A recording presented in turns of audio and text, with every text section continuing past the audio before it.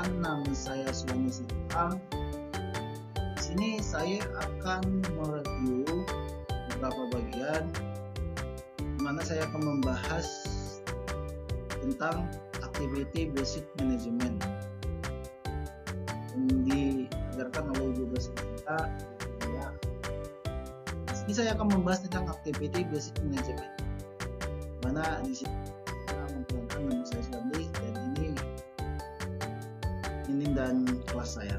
Selanjutnya activity management. Manajemen berdasarkan aktivitas. Di sini saya akan membahas ada 4 bagian. Yang pertama, mendeskripsikan manajemen berdasarkan aktivitas dan menjelaskan hubungan dengan perhitungan biaya berdasarkan aktivitas. Yang kedua, menjelaskan analisis nilai proses. Yang ketiga, mendeskripsikan ukuran kinerja aktivitas. Yang keempat, mendeskripsikan perhitungan biaya pelanggan dan pemasok berdasarkan aktivitas. Baik, di sini saya akan menjelaskan bagaimana akuntansi aktivitas adalah faktor penting untuk mengoperasikan perbaikan berkelanjutan. Memperbaiki berbagai proses berarti memperbaiki cara berbagai aktivitas terkait dilakukan. Sini activity based management ABM atau manajemen berdasarkan aktivitas. Pendekatan ini untuk keseluruhan sistem yang terintegrasi berfokus pada perhatian manajemen atas berbagai aktivitas dan tujuan meningkatkan nilai bagi pelanggan dan laba yang dicapai menunjukkan nilai. Ini sumber utama informasi ABM adalah perhitungan biaya berdasarkan aktivitas basic costing atau ABC. Selanjutnya di sini saya menjelaskan ada model manajemen berdasarkan aktivitas. Ada dimensi, dibagi dua, ada biaya dan proses. Nah, selanjutnya model manajemen berdasarkan aktivitas. Ada dimensi biaya dan dimensi proses. Dimensi biaya di mana itu memberikan informasi biaya untuk mengenai berbagai sumber daya, aktivitas dan objek biaya yang menjadi perhatian seperti produk, pelanggan, pemasok dan saluran distribusi. Yang kedua, ada tujuan memperbaiki akurasi pembayaran biaya. Selanjutnya ada dimensi proses. Dimensi proses itu ada beberapa bagian di mana tujuannya itu memberikan informasi mengenai aktivitas apa saja yang dilakukan, mengapa harus dilakukan, dan seberapa baiknya aktivitas tersebut dilakukan. Yang kedua adalah tujuan dan mengurangi biaya. Nah, di sini juga ada tujuan aktivitas basic management atau ABM. ABM merupakan sistem informasi yang bertujuan memperbaiki, mengambil keputusan dengan menginformasikan biaya yang akurat dan mengurangi biaya dengan mendorong serta mendukung berbagai usaha perbaikan berkelanjutan. Tujuannya, keseluruhan ABM adalah meningkatkan probabilitas perusahaan. Nah, selanjutnya di sini ada beberapa model implementasi ABM. Model ABM adalah perencanaan sistem, ada identifikasi, definisi, dan klasifikasi aktivitas. Ada PEPI dan ABC. Di sini adalah juga PPA membuat penelitian atas isi aktivitas, menentukan akar penyebab masalah dan membuat ukuran kinerja dan mencari peluang.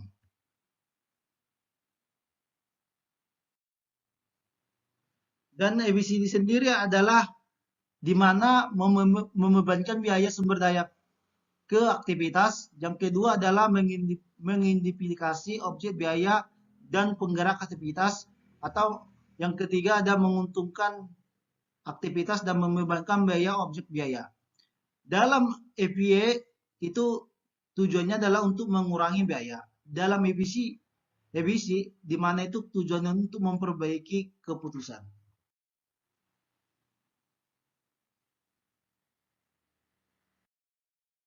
Nah, selanjutnya di sini ada identifikasi, definisi, dan klasifikasi aktivitas. Di mana tujuannya adalah mengetahui pekerjaan apa saja yang membentuk suatu aktivitas merupakan hal yang sangat berguna untuk meningkatkan aktivitas yang bernilai tambah. Yang kedua adalah berbagai usaha perbaikan berkelanjutan proses atau manufacture use system atau JIT, total quality management atau TQM, dan manajemen biaya kualitas lingkungan. Dan klasifikasi dan klasifikasi aktivitas memungkinkan ABM terhubung dengan usaha perbaikan manajemen berkelanjutan. Di sini ada penyebab kegagalan implementasi ABM. Yang pertama itu adalah kurangnya dukungan dari manajemen tingkat atas. Yang kedua adanya penolakan untuk perubahan. Yang ketiga itu ada kurangnya keahlian menggunakan informasi aktivitas yang baru. Yang selanjutnya itu ada kegagalan dalam mengintegrasikan sistem ABM sendiri. Nah, di sini ada ABM dan akuntansi pertanggungjawaban. Akuntansi pertanggungjawaban adalah alat fundamental untuk mengendalikan manajemen yang ditentukan melalui 4 elemen penting, yaitu yang pertama itu adalah pemberian tanggung jawab, yang kedua itu pembuatan ukuran kinerja atau benchmarking, yang ketiga itu ada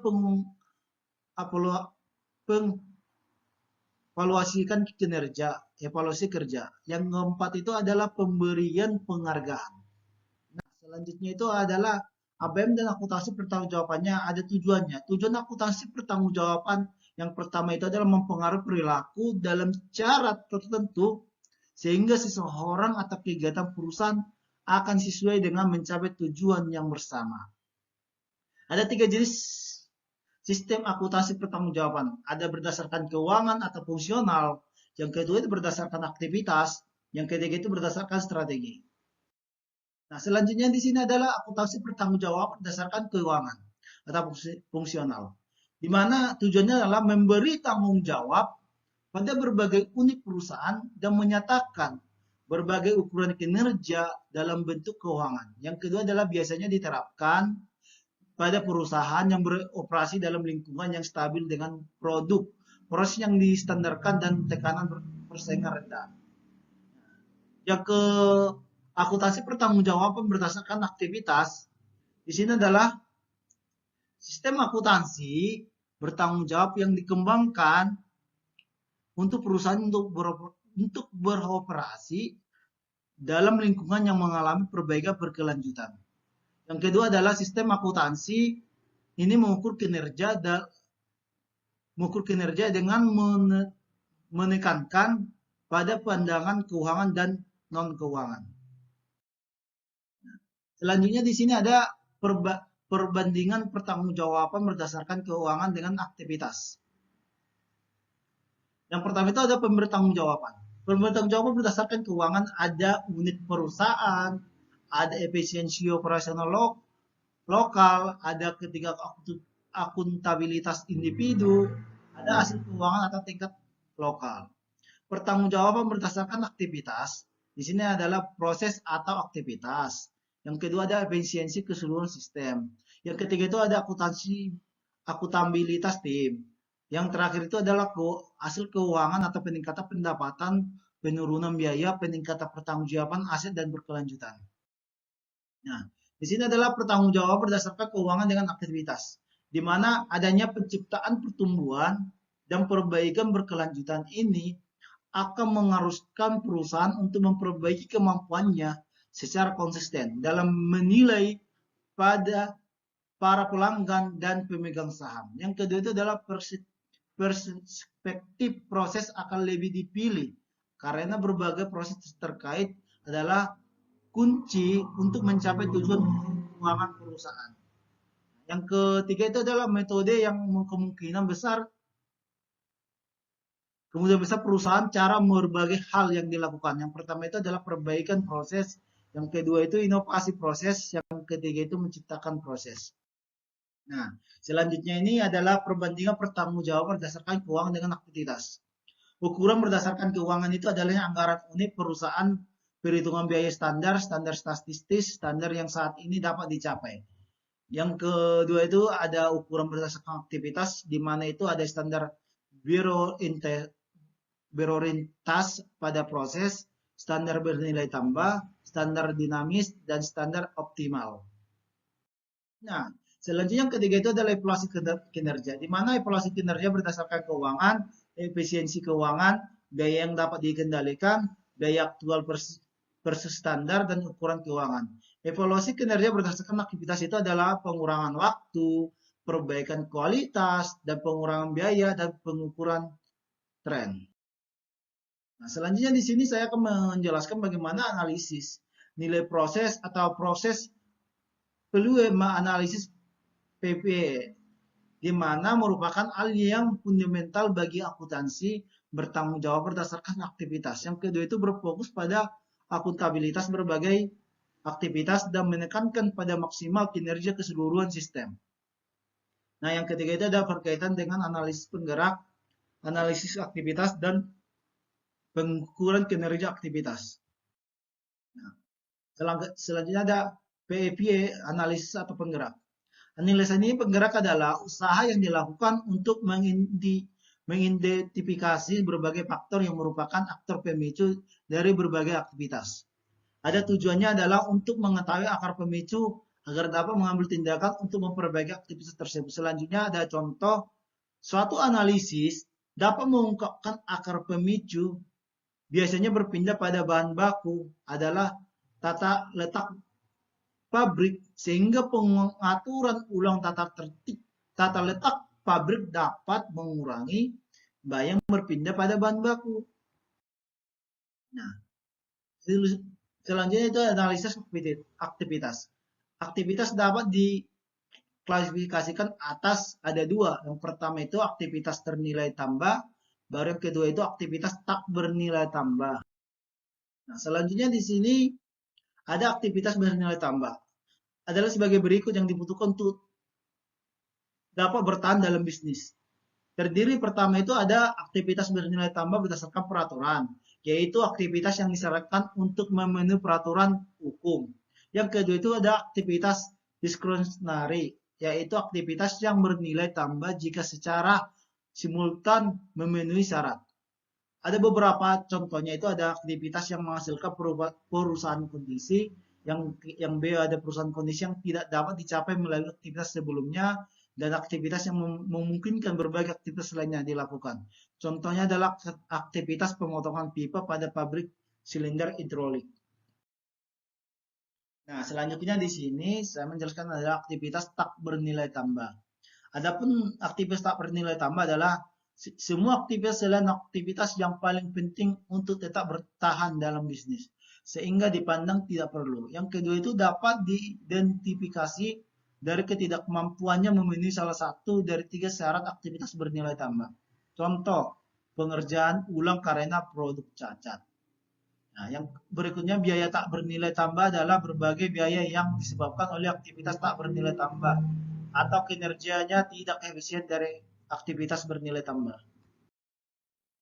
Selanjutnya di sini adalah contoh aktivitas tak bernilai tambah adalah penjadwalan, perpindahan, waktu tunggu, pemeriksaan, atau penyimpanan.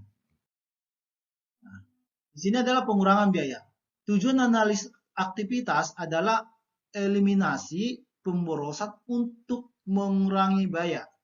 Berbagai usaha untuk mengurangi biaya dari berbagai produk dan proses yang adalah mengarahkan pada penurunan biaya. Yang tak bernilai tambah disebut adalah perhitungan biaya Kaizen.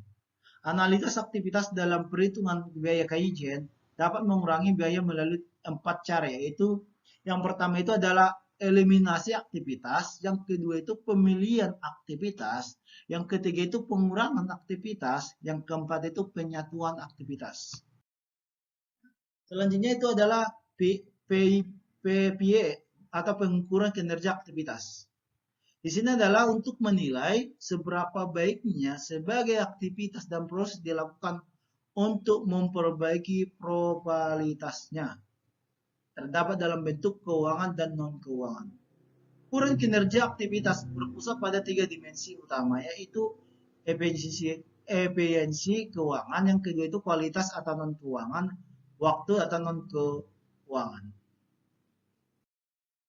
Nah, FIE atau pengukur kinerja aktivitas, ukuran keuangan ini berefisiensi aktivitas meliputi ada beberapa, ada 5. Yang pertama itu laporan biaya bernilai tambah dan tak bernilai tambah. Yang kedua itu ada tren dalam laporan biaya aktivitas. Yang ketiga itu penetapan standar kaizen atau perbaikan yang direncanakan untuk periode masa yang akan datang. Yang keempat itu ada benchmarking atau identifikasi berbagai peluang perbaikan aktivitas. Yang kelima itu perhitungan biaya surplus hidup. Baru ada laporan biaya bernilai tambah dan tidak bernilai tambah. Di sini ada 2. Itu adalah mengurangi biaya tak bernilai tambah adalah cara untuk meningkatkan efisiensi aktivitas. Yang kedua itu memperbandingkan biaya aktivitas sesungguhnya dengan biaya bernilai tambah dapat menilai tingkat tidak efisiennya. Yang kedua adalah pelaporan tren.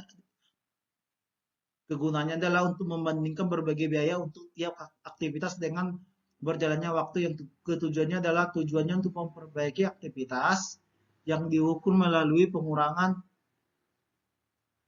pengurangan biaya dan tak bernilai tambah setiap periode. Yang ketiga itu ada peran standar kaizen, di mana tujuannya itu perhitungan biaya yang mengarahkan pada penurunan biaya tak bernilai tambah. Yang kedua itu ada standar kaizen atau mencerminkan perbaikan yang direncanakan untuk periode yang akan datang. Selanjutnya itu ada benchmarking, di mana di sini itu tujuannya untuk mencapai perbaikan yang melakukan berbagai dan proses. Yang kedua itu ada melibatkan perbandingan dengan cara pesaing atau kinerja lainnya.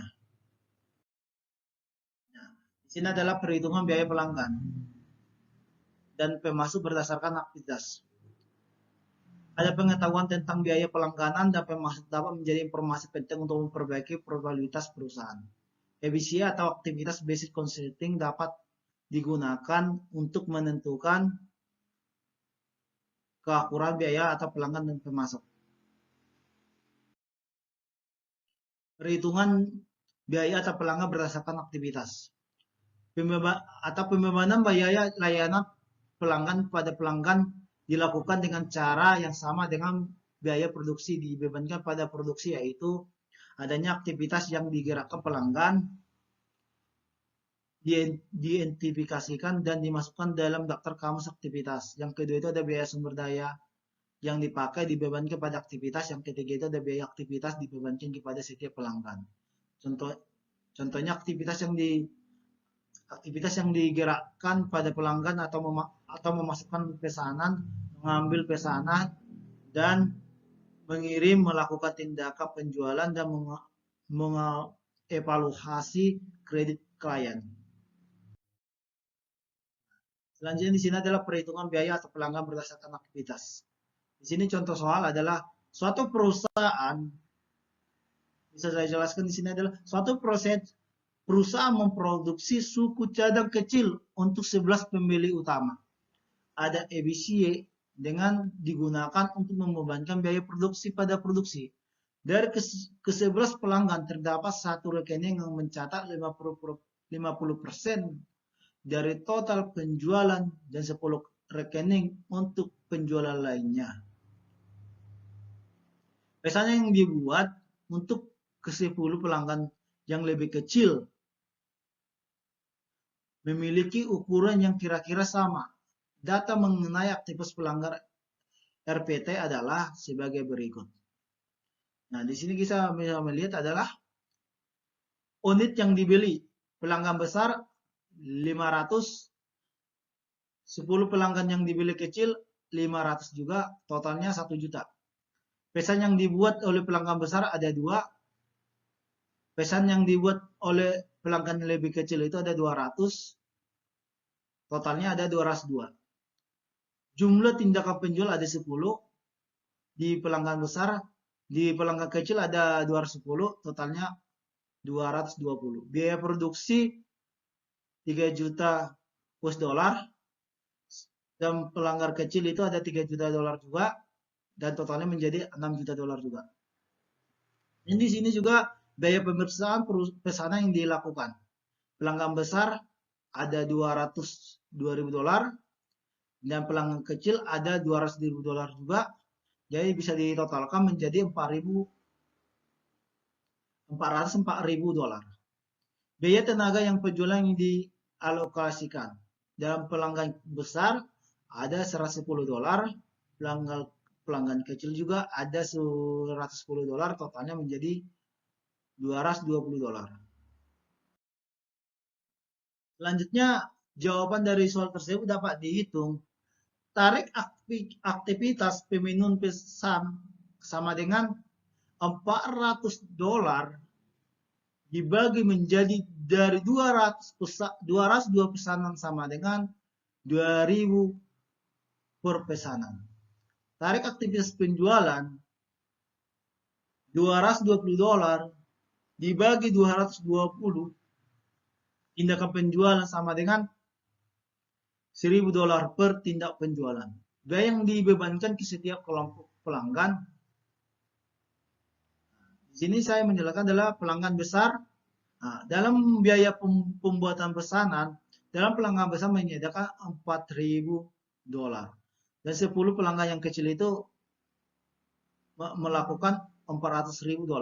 Dan biaya tenaga penjualan dalam pelanggan besar itu ada $10 dan pelanggan yang lebih kecil itu ada $210. Nah, perhitungan biaya pelanggan berdasarkan aktivitas. Dari hasil perhitungan tersebut terlihat biaya untuk melayani pelanggan besar ternyata lebih kecil daripada biaya untuk melayani pelanggan kecil. Sehingga pelanggan besar mungkin dapat dikenakan harga yang lebih rendah. Perhitungan di atas menimbulkan pertanyaan signifikan. Sehubungan dengan pelanggan kecil, mengapa lebih sulit menjual kepada pelanggan kecil? Mengapa tindakan penjualan lebih banyak dibutuhkan? Apakah mereka kurang diberikan informasi tentang produk dan lain-lain? Nah, perhitungan biaya pemasok berdasarkan aktivitas di sini adalah perhitungan biaya berdasarkan aktivitas juga dapat membantu manajer untuk mengidentifikasi biaya yang sebenarnya dari para pemasok, di mana biaya dihubungkan dengan kualitas, keandalan, dan waktu pengiriman untuk kemudian ditambahkan pada biaya berikut. Yang kedua adalah pembebanan biaya untuk aktivitas yang berhubungan dengan pemasok mengikuti pola yang sama dengan perhitungan biaya pelanggan dan perhitungan harga pokok produk pada EBCA. Contoh aktivitas yang digerakkan pemasok, aktivitas membeli, memeriksa barang atau komponen yang didatang, mempercepat pengiriman produk karena keterlambatan pengiriman dari pemasok, atau mengerjakan ulang produk karena komponen yang cacat, dan lain-lain. Di sini saya akan menjelaskan contoh soal yang kedua lagi. Ada di sini ada Flowat Manufacturing telah mengembangkan standar bernilai tambah untuk aktivitas-aktivitasnya, diantaranya penggunaan beban, pembelian, dan pemeriksaan. Berikut ini tingkat output bernilai tambah untuk setiap aktivitas, tingkat aktual yang dicapai, dan harga standar. Nah, di sini ada aktivitas penggunaan kayu, ada pembelian dan pemeriksaan. Dalam aktivitas penggunaan kayu ada penggerak aktivitas ukuran kayu, jumlah standarnya ada 24.000, jumlah aktualnya ada 30.000, dan harga standarnya $10. Ada di sini ada aktivitas pembelian, ada penggerak aktivitas pembelian, pesanan pembelian, jumlah standarnya ada 800, jumlah aktualnya ada 1.000, dan harga standarnya ada 50. Ketiga ada pemeriksaan, dan penggerak aktivitas ada jam pemeriksaan, jumlah standarnya 0 dan jumlah aktualnya 4.000, dan harga standarnya adalah 12. Asumsikanlah bahwa biaya pembelian dan penggunaan bahan merupakan sumber daya yang fleksibel atau diperoleh sesuai dengan kebutuhan, dan pemeriksaan menggunakan sumber daya yang diperoleh dalam kelompok atau tahapan sebesar 2.000 jam. Harga aktual yang dibayar untuk input sama dengan harga standar adalah, nah, di sini diminta adalah yang pertama itu asumsikan bahwa upaya perbaikan berkelanjutan mengurangi permintaan perusahaan sebesar 30%. Selama tahun tersebut penggunaan aktivitas aktual menurun menjadi 30%. Itulah variansi volume aktivitas dan variansi kapasitas yang tidak digunakan untuk aktivitas pemeriksaan. Dan jelaskan maknanya. Dan jelaskan juga mengapa tidak ada volume aktivitas atau variansi kapasitas yang tidak digunakan untuk dua aktivitas lainnya. Yang kedua adalah membuat laporan biaya yang merinci biaya yang bernilai tambah dan tak bernilai tambah. Ya, di sini sih kita akan membahas soal yang pertama. Di sini kita akan SP dikali SQ atau standar quantity. Di sini tadi ada 12 dikali 0 sama dengan 0. Baru SP dikali standar quality adalah 12 dikali 4.000 menjadi 48.000 dolar. SP dikali AU